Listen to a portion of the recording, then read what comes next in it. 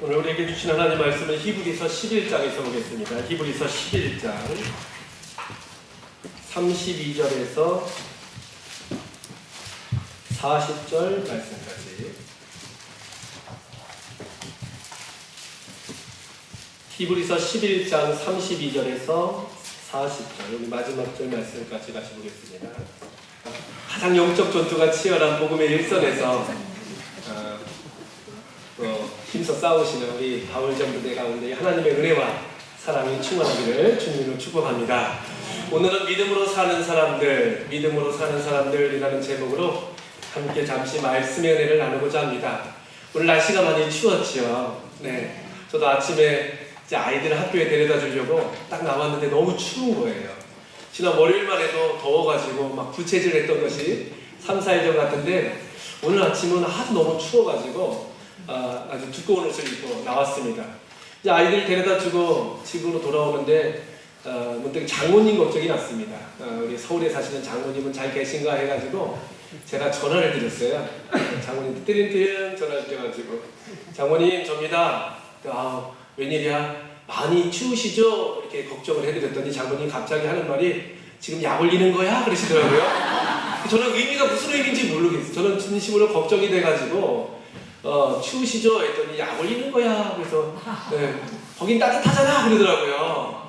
그래서 보니까 서울의 온도는 영하 9도였고 여기는 영상 4도였습니다. 그러니까 13도 차이가 나다 보니까 이제 상대적으로 저는 따뜻하다고 느끼신 것 같아요. 만약에 그런 생각을 했습니다. 우리 장모님 서울에 사시지만 만약에 몽골에 사는 친척이 있는데 몽골은 아침 기온을 찾아보니까 영하 32도였거든요. 낮 기온이 영하 23도였고 몽골에 사는 사람이 계셔가지고만 전화를 했다면 몽골에 사는 사람도 서울에 사는 사람에게 그렇게 얘기를 했을 것 같습니다. 너 나 지금 약 올리는 거야? 여기는 영하 32도인데 지금 영하 9도에 있다고 지금 자랑하는 거야? 라고 얘기하지 않겠습니까? 나는 춥지만 상대가 더 추운 곳에 있으면 나는 따뜻해야 되고 또 나는 덥지만 상대가 더 더운 곳에 있으면 나는 지금 시원하구나 생각하는 것이 우리의 심리가 아닌가 생각됩니다. 이것을 상대적인 만족, 반대로 상대적인 박탈감이라고 하죠. 뭐 다 아시는 예화지만 모를 수 있는 한두 사람을 위해서 제가 얘기를 하겠습니다. 예전에 우스갯소리입니다. 사실 아닙니다. 목사님과 장로님과 집사님이 이제 하나님의 부름을 받고 이제 천국에 들어갔다고 합니다. 목사님, 장로님, 집사님이 하나님 앞에서 이제 상을 받게 되었는데 먼저 집사님이 나와서 딱 하나님이 너 나를 위해서 열심히 수고했구나. 내가 너를 위해서 따끈한 삼선짬뽕을 준비했다. 그래서 삼선짬뽕을 집사님께 드리기에 장로님이 생각하시기로 나는 장로인데 뭐 탕수육이랑 팔보채를 주지 않을까라고 생각했다고 합니다. 집사가 삼선짬뽕인데 나는 탕수육을 주시겠지라고 생각했는데 하나님이 갑자기 장로야 너도 나를 위해서 열심히 일했으니 여기 군만두를 먹어라 그러시는 거예요. 속이 상해가지고 하나님 제가 저 집사님에게 더 많은 헌금을 하고 더 많은 기도를 하고 더 많은 봉사를 했는데 어떻게 나는 군만두를 주십니까? 했더니 하나님께서 얘야 목사는 지금 배달 나갔다. 아까 모르시는 얘기입니까? 그래서 그 장로님이 마음에 만족을 느꼈다라는 우스갯소리가 있습니다. 이 상대적인 박탈감, 상대적인 어떤 만족이라는 것이 우리 마음 가운데 있는 것 같습니다. 우리가 12월이 되면 참 많은 그런 상대적인 박탈감을 겪게 되는데 같은 1년을 보냈음에도 불구하고 어떤 분들은 더 많이 하나님 앞에 충성한 것 같고 상대적으로 나는 직장일로, 가정일로 하나님 앞에 충성하지 못한 것 같은 내 자신을 바라볼 때에 참 내가 더 저 사람에게 믿음을 배워야겠다. 나는 이렇게 어리석게 또 바쁘게 지냈는가 하면서 후회를 하기도 합니다. 많은 사람들이 그렇게 열심히 살아가는 모습을 통해서 우리가 만족도 얻게 되지만 대부분 상대적인 박탈감을 느끼게 되는데 오늘 우리가 읽은 히브리서 11장을 보면 우리의 상대적인 박탈감은 더 심해지는 것 같습니다. 히브리서 11장, 많은 분들이 아시겠지만 히브리서 11장을 가리켜 믿음장이라고 합니다. 믿음으로 살았던 16명의 사람이 등장하게 되는데 이 사람들의 한 행동, 그 고백들, 삶을 재조명하면서 믿음의 사람이란 어떤 것이고 어떤 자들이고 믿음으로 산다는 것은 어떤 것이다 라는 것을 히브리서 11장은 잘 말씀하고 있습니다. 읽다 보면 참 상대적인 박탈감을 느낄 수밖에 없습니다. 먼저 등장하는 아벨을 보십시오. 4절 말씀에 보면 이 사람은 얼마나 완벽했는지 하나님 앞에 의로운 자라 하시는 증거를 첫 번째로 얻은 사람입니다. 그리고 믿음으로 온전한 제사, 온전한 예배를 드렸던 자다라고 성경은 기록하고 있습니다. 하나님 앞에서 의로운 자라라는 증거를 얻고 온전한 제사를 드렸다라는 그런 기록이 있지요. 또 5절 말씀에 보면 에녹은 더 나아가서 하나님을 기쁘시게 하는 자라라는 증거를 얻었으며 하나님과 동행하였고 죽음을 보지 않고 하나님 앞에 들려올림 받았다라는 그런 기록이 되어 있습니다. 얼마나 하나님이 그를 사랑하셨으면 그와 동행하였고 죽음을 보지 않고 하나님 앞에 들려 올라갔을까. 또 7절 말씀에도 노아라는 인물이 등장하는데 하나님이 심판의 경고를 미리 알리시고 그로 하여금 방주를 만들게 하여서 구원의 시조로 삼으시고 말씀해 보니까 의의 상속자가 되었다라고 고백하고 있습니다. 이런 아벨이나 우리 에녹, 노아 이외에도 히브리서 11장에는 아브라함, 이삭, 야곱, 요셉, 모세 등등 여러 믿음의 선진들이 기록되고 있는 것을 바라보게 됩니다. 이 사람들의 그 행적을 보면 나는 왜 이렇게 아브라함처럼 살지 못할까? 나는 왜 모세와 같이 하나님의 그런 약속을 받지 못할까라는 상대적 박탈감을 우리도 느끼게 된다는 것이죠.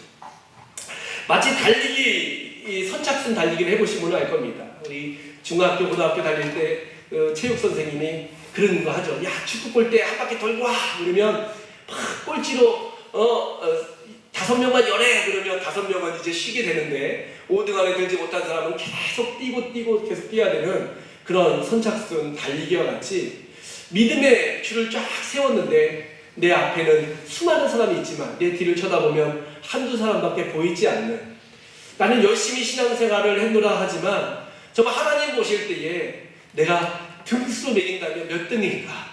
줄로 선다면 나는 어느 위치에 설까? 하는 그러한 박탈감을 여러분 혹시 느끼지 않습니까?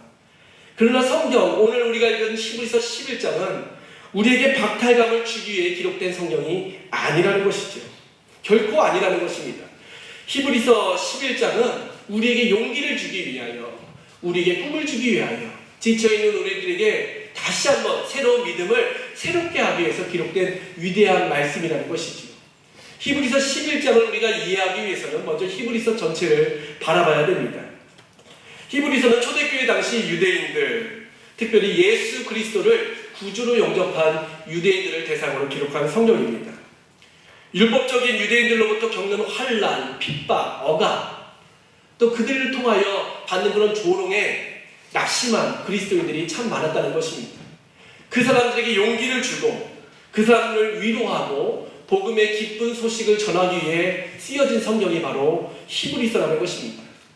이 히브리서 기자가 정확히 누구인지는 알 수 없지만 또 히브리서를 받은 사람들이 정확히 어떤 무리였는지는 알 수 없지만 본문을 통해서 우리가 알게 되는 것은 그 지쳐있는 유대인들, 마치 믿음에서 도태되고 율법도 아니고 복음도 아니고 뭔가 정체성을 알지 못하고 머뭇거리는 그 유대인들에게 이 히브리서 기자가 주고 있는 그 위로의 말씀, 놀라운 복된 소식은 두 가지라는 것이죠. 첫 번째는 히브리서 전체를 보면 어떻게 그들을 위로하고 있냐면 우리가 믿는 예수 그리스도는 구약의 어떤 인물보다도 영적인 어떤 존재보다도 뛰어나신 분이다라는 것을 말씀하고 있다는 것입니다. 실질적으로 유대인들에게 있어서 위대한 구약의 인물들이 히브리서에는 등장합니다. 여러분 잘 아시는 모세, 아론 등 등장하는 그런 인물들을 보면 참으로 유대인들에게 있어서 추앙되던 인물이었습니다. 여러분 모세는 바로 어떤 인물입니까? 율법을 받은, 율법을 이스라엘 민족에게 공포한 어떤 율법의 시조와 같은 인물이 바로 모세 아닙니까? 또 그의 형 아론은 제사의 첫 임무를 담당했던 사람이 바로 아론입니다. 율법과 제사, 이스라엘 민족에게 있어서 뗄래야 뗄 수 없는 그 신앙의 그 근본이 되는 말씀과 제사의 시조들, 어떻게 보면 그들에게 있어서 가장 모범이 됐던 인물이 바로 모세와 아론이었을 것입니다.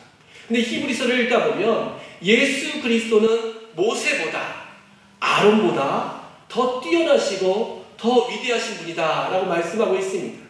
더 나아가서 영적인 천사보다도 더 우월한 존재가 바로, 우월하신 분이 바로 예수 그리스도다라고 말씀하고 있는 것이죠.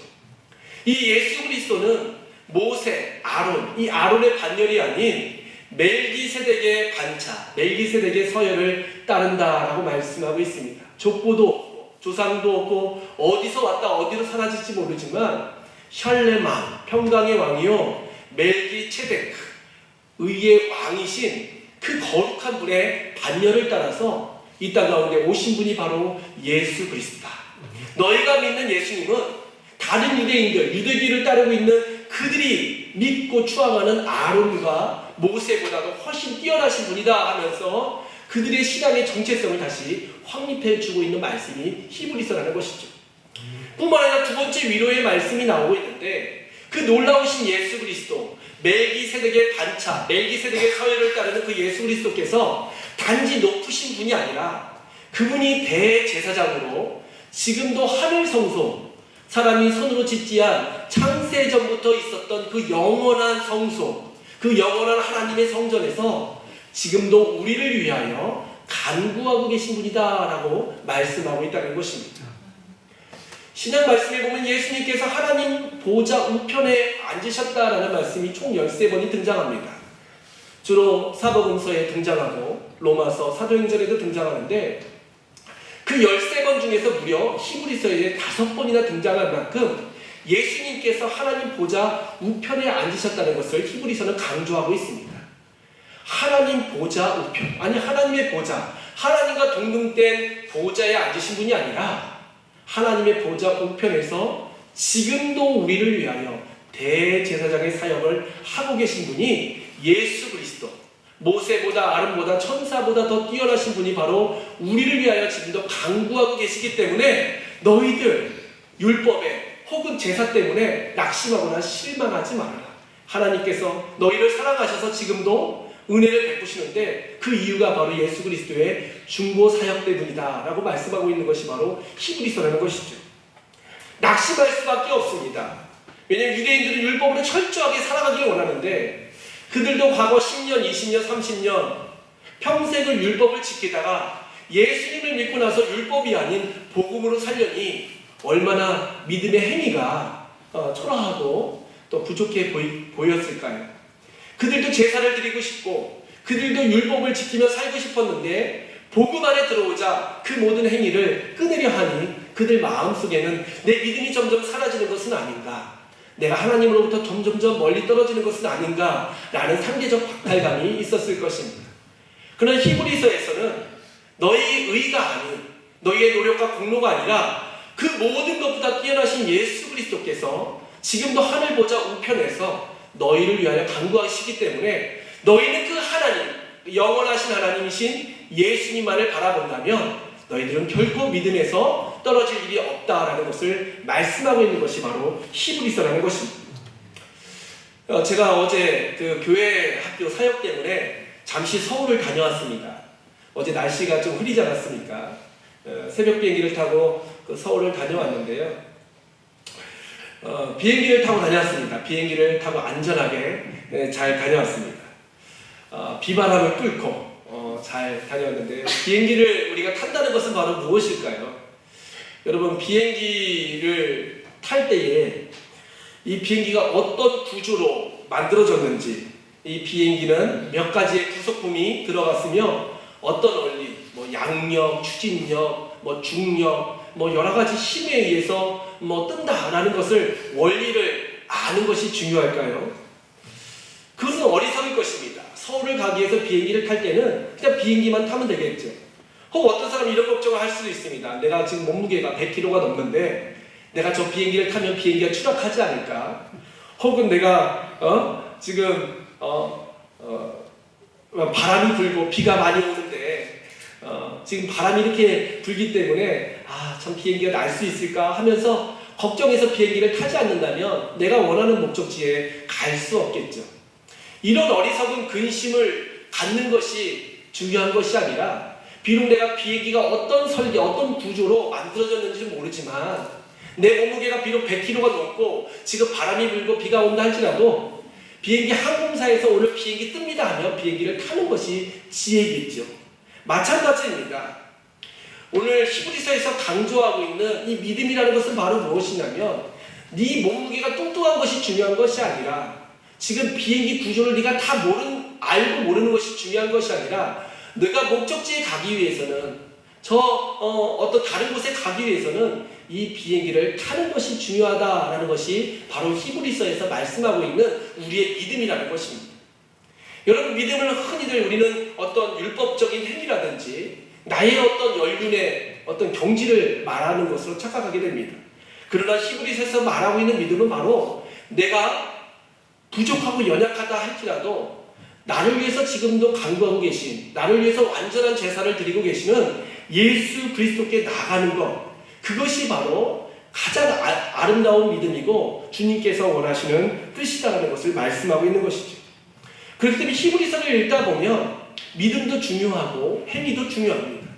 믿음이라는 것은 지금도 나를 위하여 간구하고 계신 예수 그리스도께서 계시다라는 것을 내 마음속에 믿는 것이고, 행위라는 것은 그냥 믿음으로 끝나는 것이 아니라 그분을 의지하는 것, 내 비록 모습이 부족하고 연약하다 할지라도 그분 앞에 나아가는 것, 그분을 날마다 구하는 것, 찾는 것이 바로 믿음이다라고 말씀하고 있는 것이죠.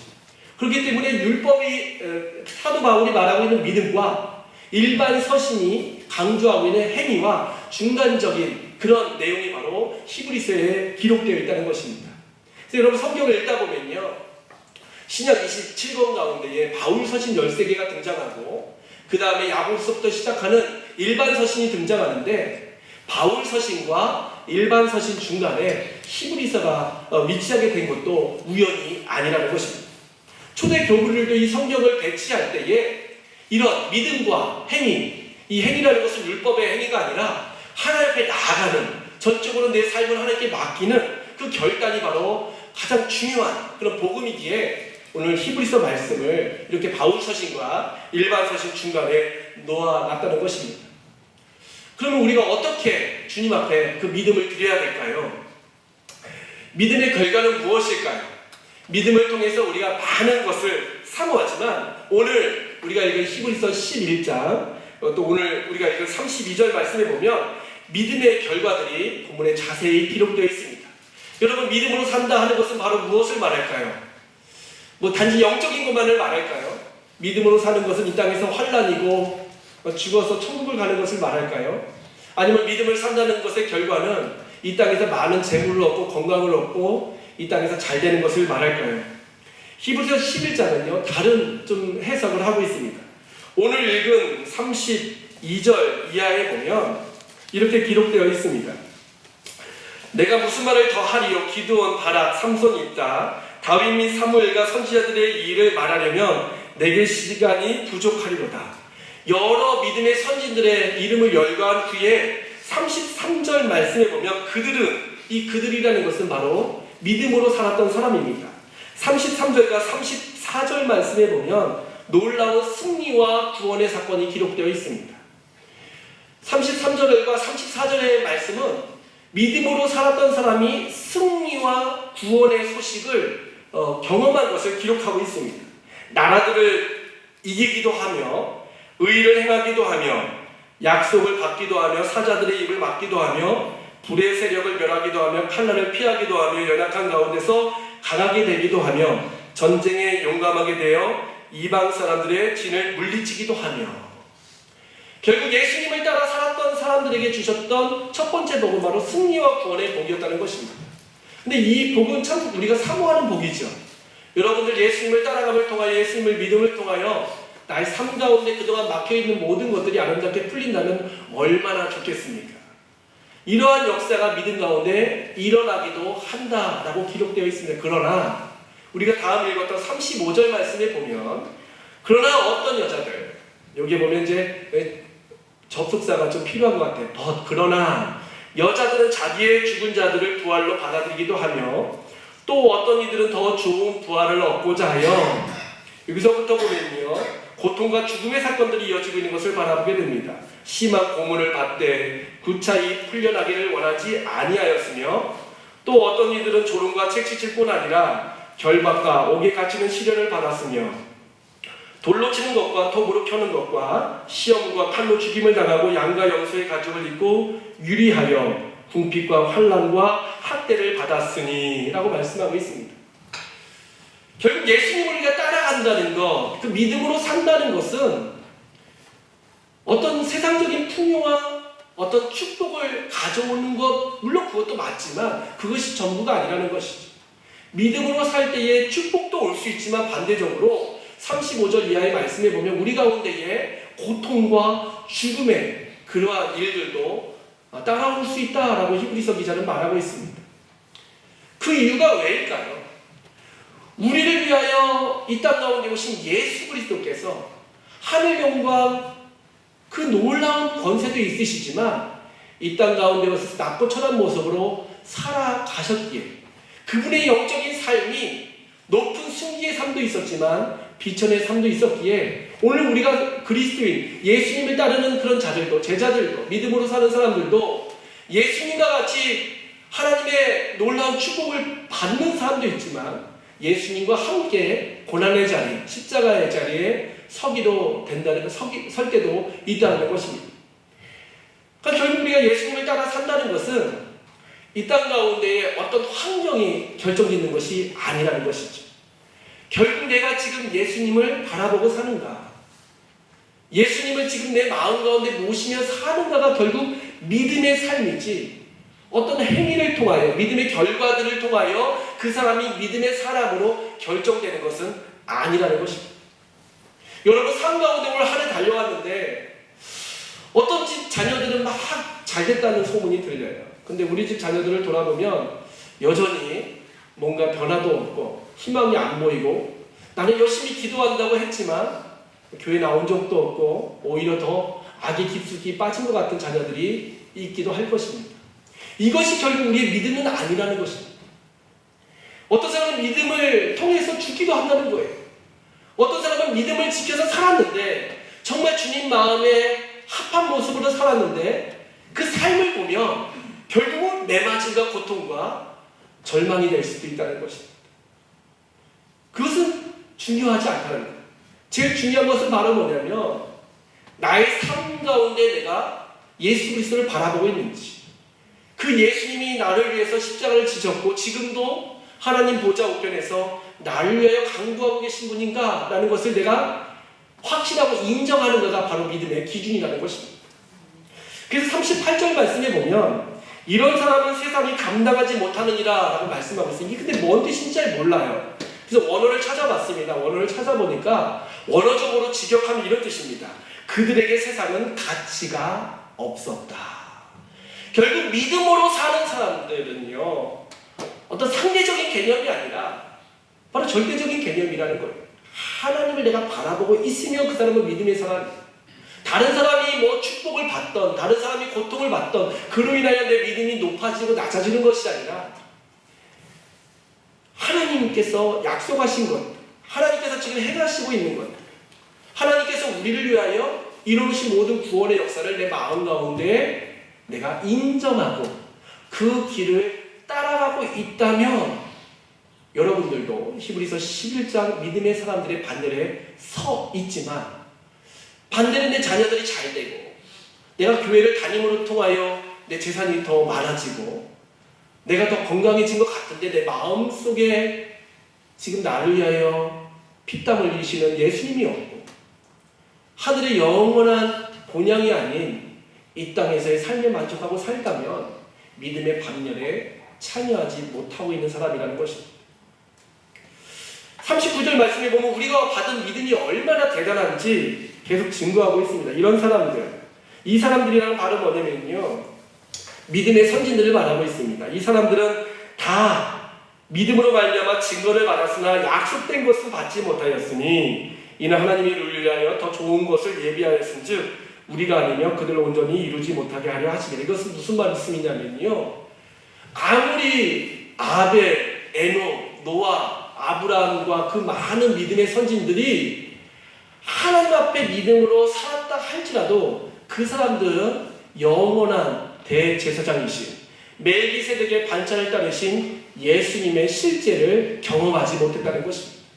물론 오실 메시아를 그들도 마음에 품었죠. 그러나 오늘 우리가 들었던 이 복음, 예수 그리스도께서 우리를 위하여 십자가를 지시고 하늘 영광을 다 버리시고 우리를 위해서 낮고 천한 모습으로 오셔서 지금도 하나님 보좌 우편에서 우리를 간구하고 계시다는 이 실제적인 사실을 목격한 사람은 없다라는 것입니다. 그렇기 때문에 우리가 더욱더 부유한 자고 우리가 더욱더 믿음의 반열에 서기 더 편하고 서기 더 안전한 삶이 바로 우리라는 것입니다. 그래서 12장 우리 말씀을 읽지 않았지만요. 12장 말씀에 보면 지금 이 믿음의 선진들이 우리를 응원하고 있다라고 기록하고 있습니다. 우리를 응원하고 있대요. 우리가 경주하고 있는 거예요. 그 사람들이 스타트를 끊고 중간까지 왔다면 오늘 이 시대를 살고 있는 여러분들은, 이 믿음의 시대를 살고 있는 여러분들은 이제 피니시 라인을 향하여 달려가고 있는 축복된 영광스러운 삶을 살고 있다라고 말씀하고 있습니다. 그래서 12장 2절 말씀에 보면 그렇기 때문에 우리에게 필요한 것은 바로 뭐냐? 한 가지입니다. 바로 믿음의 주여 온전하게 하시는 이 예수를 바라보자. 그러니까 결국 우리의 믿음을 우리가 뜨겁게 하기 위해서 제일 중요한 것은 바로 뭐냐면요. 여러분이 교회 안에서 많은 사역 물론 해야겠죠. 그러나 그것보다 더 중요한 것은 바로 뭐냐면 내가 지금 예수님을 바라봐야 된다는 것입니다. 이 바라봄을 통하여 예수 그리스도를 내가 내 마음 가운데 기억하고 생각하고 그분을 바라봄을 통하여 나의 믿음이 성숙되어가고 나의 믿음이 결실을 맺게 된다는 것입니다. 한 주간 어떤 일을 하셨습니까? 여러분들이 많은 교회 봉사를 하지 못했다 하더라도 내가 많은 그런 세상적인 축복을 내가 경험하지 못했다 할지라도 여러분 낙심하지 마십시오. 그것이 믿음이 아닙니다. 믿음이라는 것은 내 마음으로 지금 얼마나 주님을 생각하고 있는지, 눈을 뜨면 주님이 내 안에 계신지, 내가 눈을 감을 때에 주님과 동행하고 있는지, 이것이 바로 믿음의 기준이라는 것입니다. 지금도 여러분을 위해서 쉬지 않고 졸지도 않고 주무시지도 않고 계시는 예수님, 그 예수님을 기억하면서 하나님 오늘 주님께서 원하시는 그 믿음, 인자가 올 때에 믿음을 보겠느냐라고 말씀하실 때에 내 믿음은 바로 주님께 있습니다. 내가 주님을 바라보는 그 내 마음이 바로 믿음입니다 라고 아름답게 고백할 수 있는 우리 사랑하는 성도님들이 다 되어서 올 한 해 주님 앞에 믿음으로 기억되는 한 해가 되고 어제보다 오늘보다 더 내일 더 뜨겁고 더 아름다운 믿음을 주님께 드리는 사랑하는 성도 여러분 다 되시기를 주님으로 축복합니다. 이 시간 다 같이 합심으로 기도할 때에 먼저 내 모습을 바라보지 맙시다. 내가 어떤 축복을 받았는지 어떤 고난을 당했는지 이것이 중요한 것이 아닙니다. 내가 과거에는 어려웠지만 지금 풍요로운 집에 살고 좋은 집에 살고 있고 건강이 나빴는데 좋아졌고 이것이 중요한 것이 아닙니다. 제일 중요한 것은 내 안에 지금 예수님을 바라보고 있는 시선이 있는가, 내가 지금 주님을 바라보고 있는지 아니면 주님에 관한 것을 바라보고 있는지 아니면 세상을 바라보고 있는 것이 이것이 중요하다는 것이지. 히브리서 기자는 믿음의 주여 온전케 하시는 이 예수를 바라보라라고 말씀하고 있습니다. 바리새인처럼 어떤 나의 외식적인 모습만 내가 집중하고 있는지 아닌지 하나님 아버지 시간을 회개합니다. 주님을 바라보지 못하고 어떤 세상을 바라보고 사람을 바라보고 나의 명예를 바라보고 나에게 주신 풍성한 것만을 우리가 기대했습니다. 이 모든 것을 내려놓고 지금도 나를 위하여 하나님 보좌 우편에서 말할 수 없는 당신으로 갖고 계신 주님, 하나님 보좌 우편에서 나의 연약함을 위하여 기도하고 계신 주님, 영원한 대제사장으로서 당신의 피를 가지고 당신의 보혈을 가지고 아버지 앞에 우리를 위하여 축복하고 계신 그 주님, 우리가 쓰러지고 넘어질 때마다 우리에게 새 힘을 주시고 쓰러진 자리에서 함께 아파하시고 계신 그 주님을 바라보며 하나님 내 시선이 온전히 주님을 바라볼 수 있도록 인도하여 주시고 이제 사람이 아닌 이 세상이 아닌 주님만으로 만족할 수 있도록 인도해 달라고 이 시간 다 같이 합심으로 기도하며 주님 앞에 나가도록 하겠습니다.